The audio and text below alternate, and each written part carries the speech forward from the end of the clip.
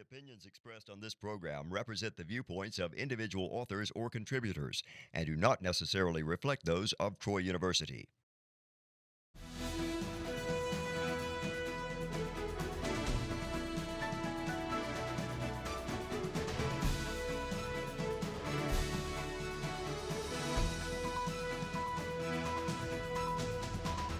Hello and welcome to EconVersations.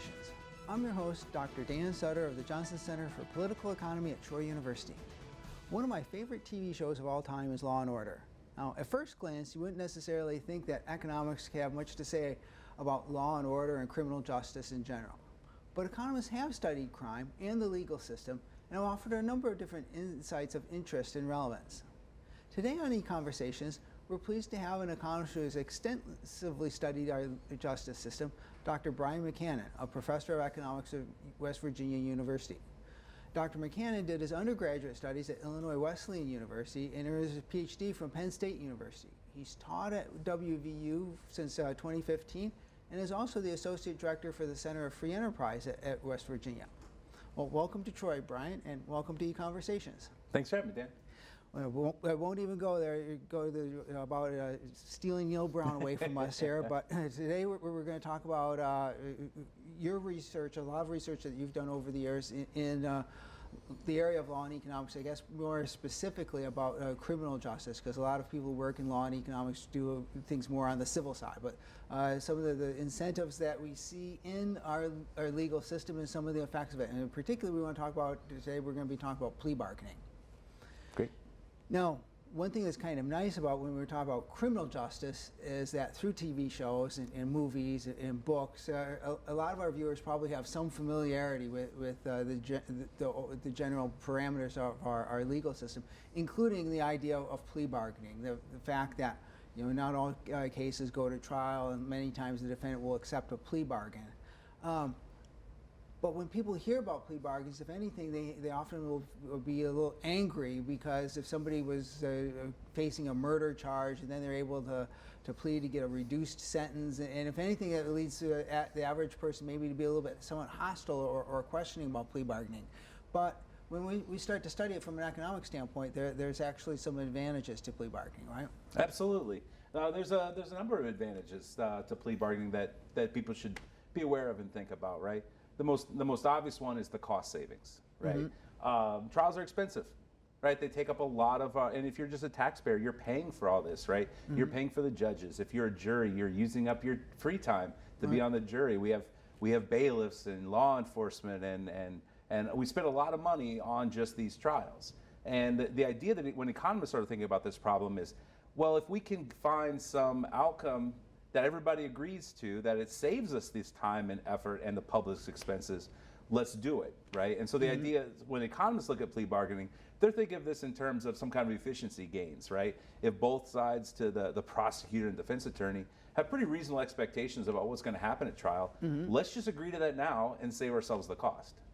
And so I guess one way to think about it is that if people dislike plea bargaining, they better be ready to serve in a lot more juries, right? And pay for it, absolutely. Yeah. That's right. We arrest a lot of people in this country, right? And plea bargaining is a way to make that happen and to protect people. And it's actually very, very pervasive in the legal system, right? It's not just like the occasional case that gets plea bargained. That's right. You had the Law and Order graphic before, right? That's how I learned about the criminal justice system at first. So you get an idea from watching TV what it's like. And in the television, it's wonderful, this drama of the arguing the case before the jury and the surprise witness and my new favorite is Bull. I love that show where the trial scientist is trying to help him out.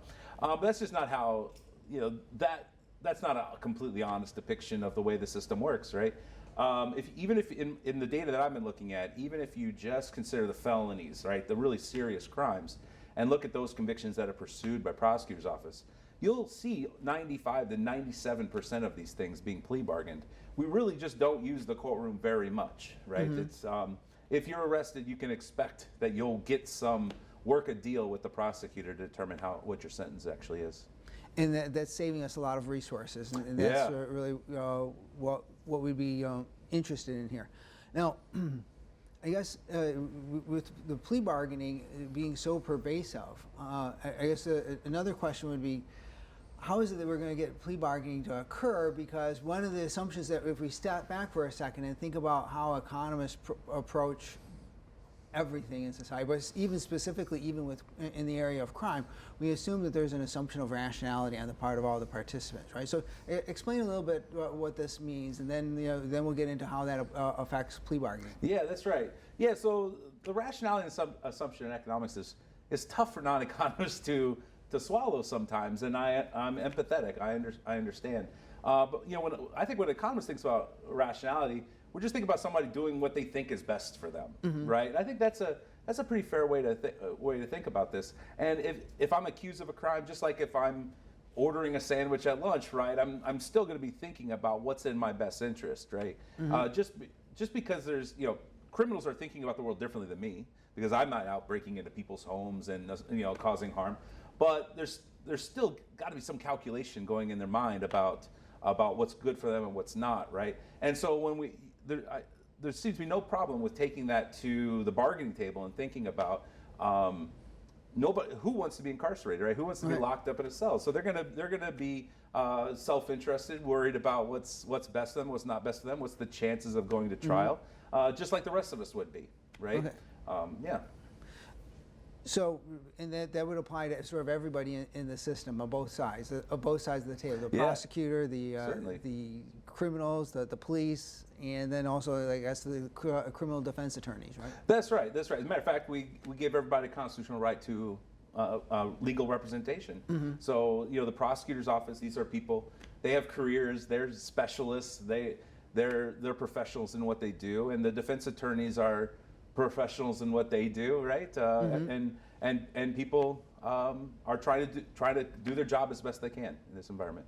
And then also another thing that's going to be important is that incentives matter. We have to actually look and see both for everybody participating in a system like this, what exactly are their incentives? I mean, incentives being like, well, what you get rewarded for or what you get punished for, right? That's right. And that's what makes the economic investigation of the legal system different. So it's really fun to study the legal system because you have psychologists and sociologists, people of all different fields interested in it. But economists like to think about the incentives of individuals, right?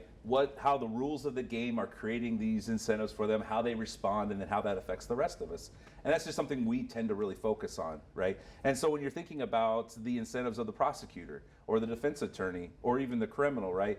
The economists will have the perspective of coming and saying, well, what are all the trade-offs that they're facing, right? Maybe we're thinking about the conviction. If you're the prosecutor, maybe you're thinking about the conviction and justice and the victims' families, but maybe also you're worried about your career along the way, right? The defense attorney, right, they obviously wants to represent their client professionally, but at the same time, they might be paid poorly. They might be interested in private practice in their effort there. They could have any number of other things that are affecting them. That's what makes the economic study of plea bargaining really interesting. So we have to look at incentives and we can't just assume that justice will be done. That's right? correct. That's correct. Now, when we think about rationality, we could, many times we hear things that are described as crimes of passion, and with those cases, we might not think that when a criminal committed the crime, they necessarily were completely rational. Yeah. But when it comes to plea bargaining, even if at some point they got into the system here because they were a little bit less than rational, they could be behaving rationally when it comes to trying to think about whether they should go to trial Absolutely. or not, right? Yeah, absolutely. And so we don't have to have everybody be rational all the time for this rationality to make sense. Especially when you think about policy, right? And another thing economists like, when we talk about how should, what should sentencing policy look like, right? Constructing sentencing guidelines, mandatory minimum, whatever type of policy implementation we're putting in there. We're presuming that the actors are going to respond to the rules, right? If to the rules of the game we set forth in front of them. I know we're going to talk about it later, but the issue of how do you select prosecutors, right? This is going to affect how they handle their case and how they think about it. And from a policy standpoint, even if like 2% of criminals aren't rational, but if many are rational, then the assumption of rationality helps you from a policy perspective certainly understand it systematically affects. It doesn't require that every person be this human calculator of cognitive deliberation, right? What we want is we want to know if I put policy A in place, is that going to move the needle in that direction, or how much is it going to be? Yeah, so if some percentage of the people are making weird, wonky choices, that's fine. Are we getting the types of changes and outcomes of the system that the policy is intended to deliver? So if everybody's rational, then also we make an assumption that people are self-interested. They care about what, the incentives matter, or what matters for them, or what affects them matters.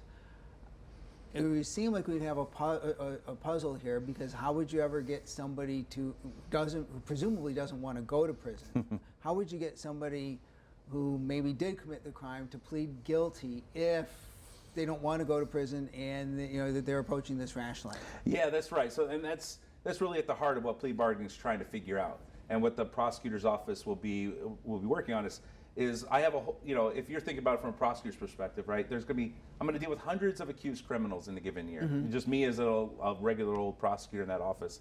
And I think most of these individuals did the crime, and that the police did their job correctly. They brought the guilty party there. They bring me evidence.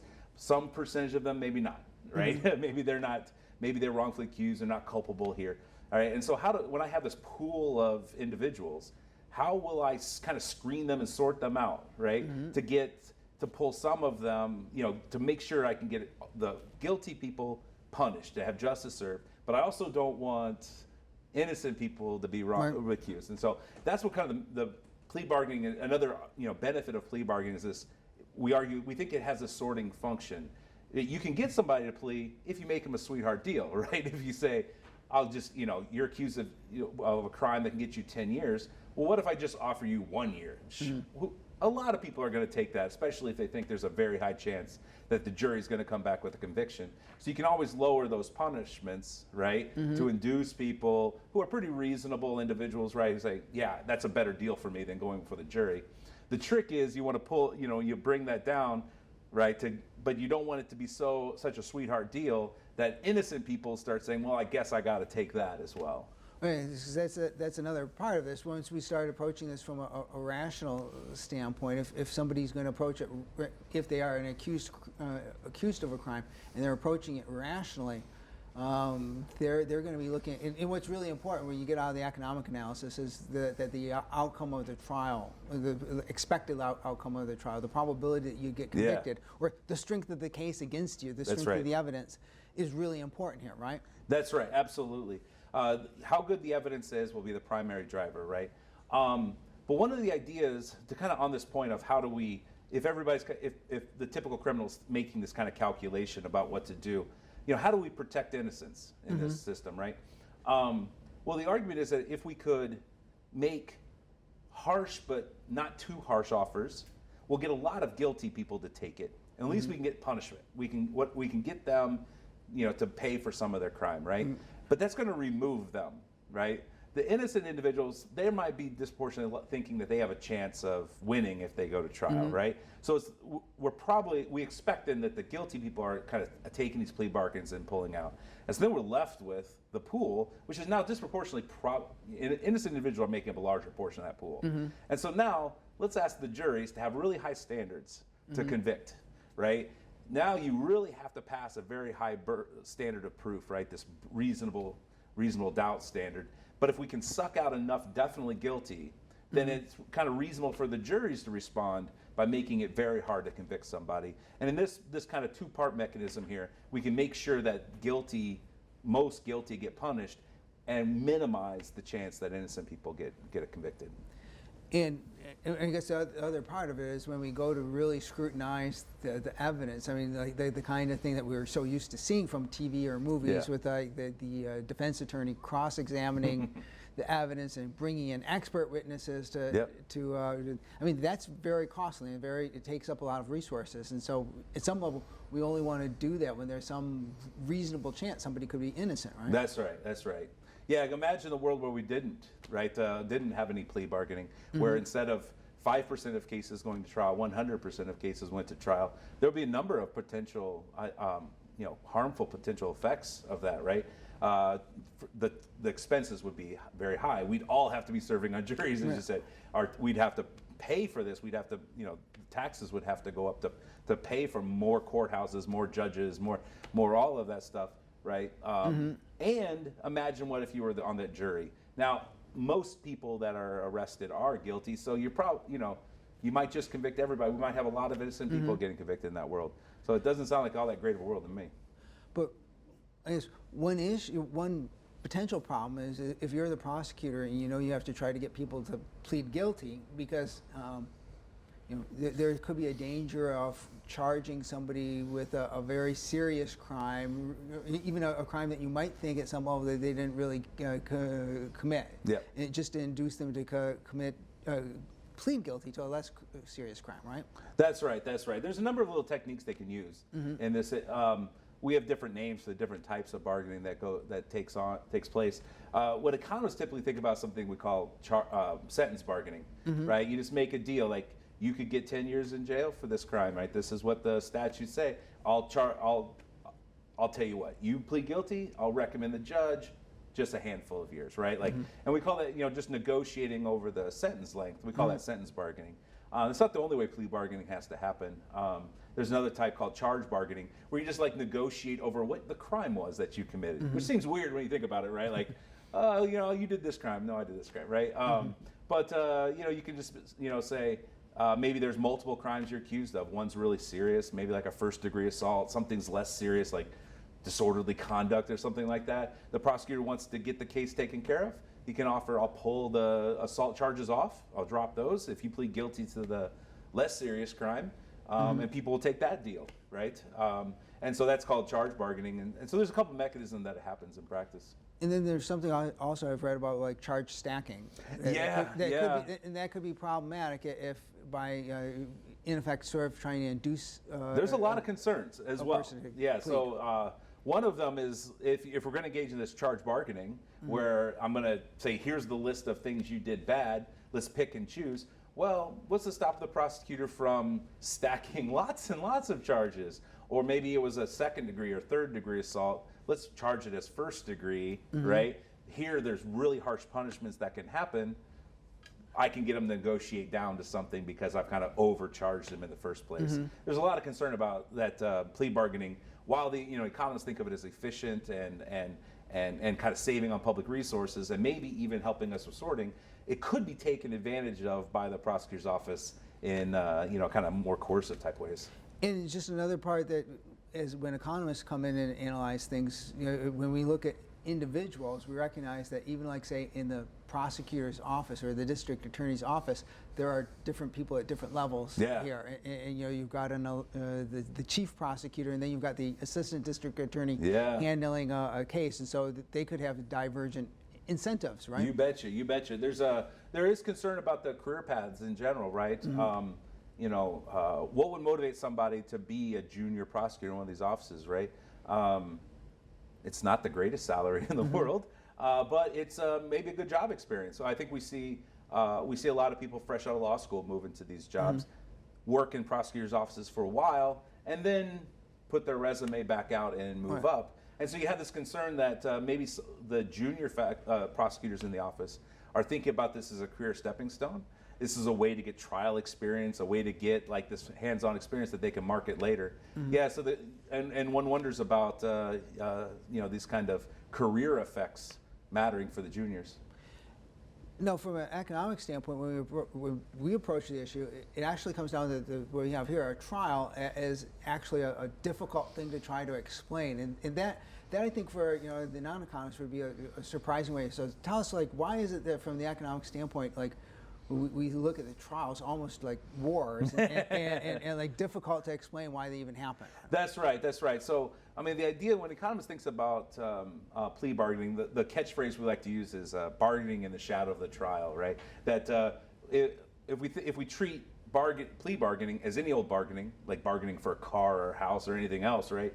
It kind of matters what happens if the bargain fails, right? And that's the idea of bargaining in the shadow of the trial, is that if we can't reach a plea, we end up at trial, right? And we end up in this situation where we're arguing in front of a jury and stuff like that, and that should filter back and matter for how the process works.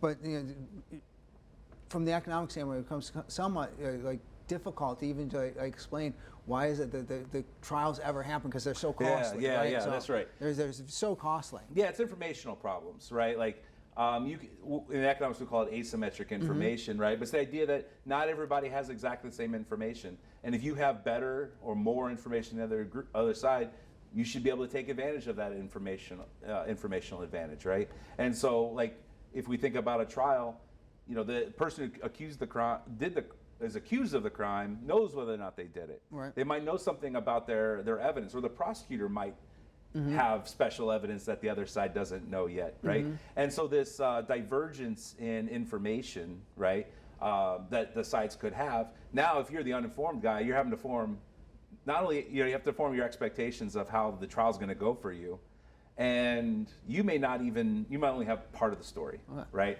And so then we can really see bargaining fail in that asymmetric information environment.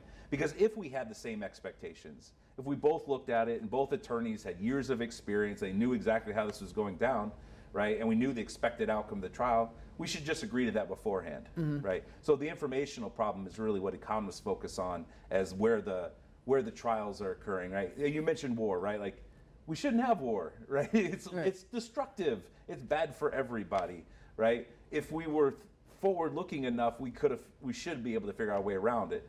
Economists view the trial as the same thing. It's destructive and costly, and we should try to avoid it at all costs. There had to have been some imperfection, right, that led us to the trial. So another element of our system of justice here in the United States is that prosecutors in, I think, most every state are elected, right? And that introduces some issues in here, because another area that you work in is public choice. Yes. And for somebody who hasn't studied public choice, if you think back to high school civics class, we are taught that elections lead our public officials to pursue the public interest. But public choice economics approaches this very differently, right? That's right. Public choice is fantastic, and I really think everything I'm studying is a public choice application, because what we're trying to take realistically are the incentives of the individuals involved. Like, they're living their life, right? And they're working, and their career is part of their life, and they're doing what they think is best for them through their job, right? There's no different with the prosecutors than anybody else, right? This was a job after law school, and they want to do well. They want to get promoted, right? They want to look good to their superiors, and they want to do their job well, right? And so there's all these not distortions, but the incentives that the prosecutors have in their lives can affect how they make their choices. And then when it comes time to have the chief prosecutor in a county to be elected, I mean, that creates another whole issue, because we might assume somehow that if you haven't studied public choice, voters will go to the polls and they'll vote and justice will happen, like somehow automatically. We have this election, justice. Yeah, this election mechanism is fascinating, and that's really what got me started on prosecutors. Was we are very unique in the world. No other developed countries do not use elections to determine who these prosecutors are. And we do in the United States. It's 46 of our 50 states use elections for our local prosecutors. But even at the federal level, we don't elect our prosecutors. Those are appointed by the executive branch, right? And so that becomes quite a conundrum, right? So these are the heads of these offices. They're elected positions, right? Imagine if you're a professor and everybody in town has to vote for whether or not you get the next promotion or not, right? That would be really tough. Now imagine people in town got to pick whether or not you got fired, right? That would be extremely stressful. That's the world that our prosecutors are operating in, right? Is typically they serve these 4-year terms, but at the end of the term, if they want to keep their job, they somehow have to have a majority of people willing to vote for them, right? And one of the things we talk about in public choice is rational ignorance, meaning that voters don't have all the information, and it's costly for them to acquire all that information. And when it comes to a prosecutor election, if there's a murder in the community, people want to see that murder solved. They want to see the guilty party brought to justice. But it's also sort of hard to know when you're in the ballot box, did the prosecutor do justice in this case, Absolutely. Right? We didn't go to law school. Most of us voters, we're not professional legal experts.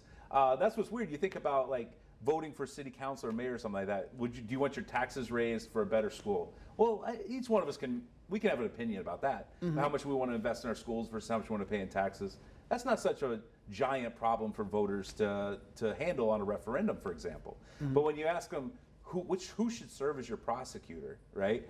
The typical voter doesn't know anything about how to handle criminal cases, rules of evidence.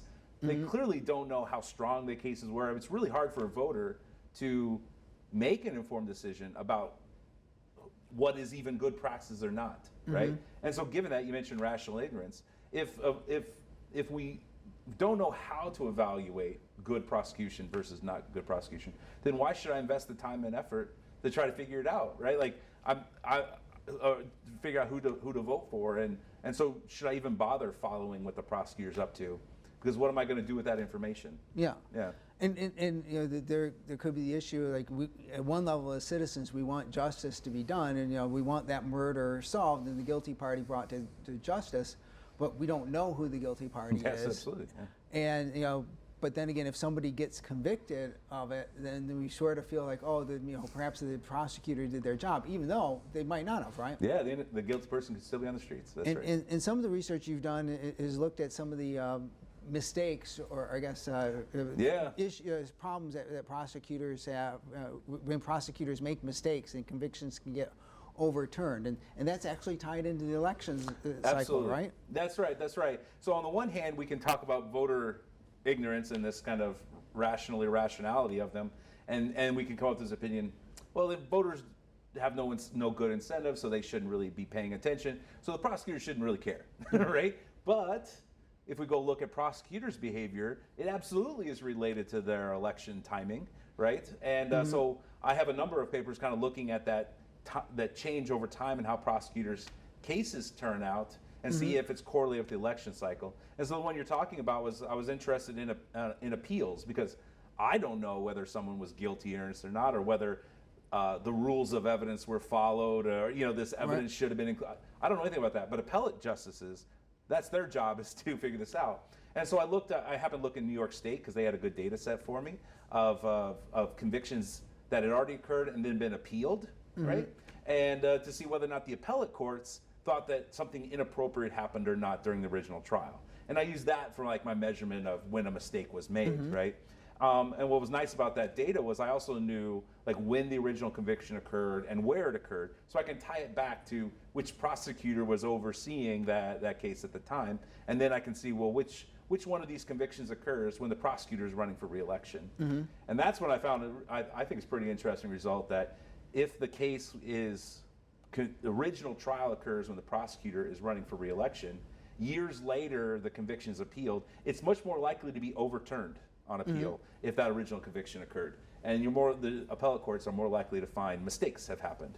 And so that questions the incentives, right? Like the prosecutor must be kind of responding to what he thinks the median voter is going to be interested in. The median voter must be interested in harshness and getting bad guys in prison. And so they push that, and then years later, now that the election's well over, the appellate courts end up having to modify those outcomes.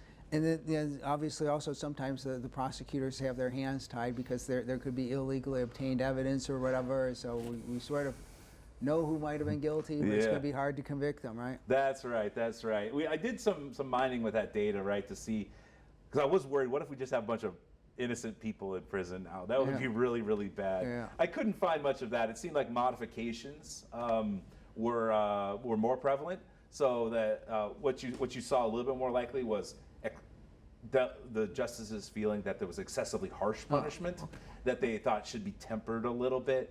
Not so much innocent people being thrown behind bars. Well, that's good to know. That's good. Yeah, I was worried about that. Well, thanks for coming on, and thanks for joining us. Join us again next time for another EconVersations.